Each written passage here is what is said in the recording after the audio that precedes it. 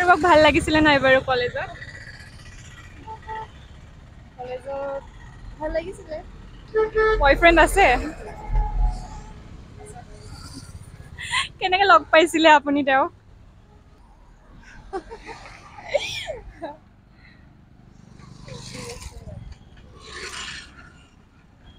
দুটা হয়। দুটা।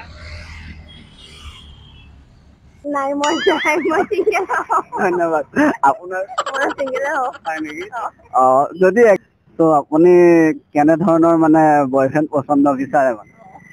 মোৰ মানে প্ৰেম বিয়া এইবিলাকত একো ইণ্টাৰেষ্ট নাই। মোৰ মানে লাইফৰ মেইন গলটো হৈছে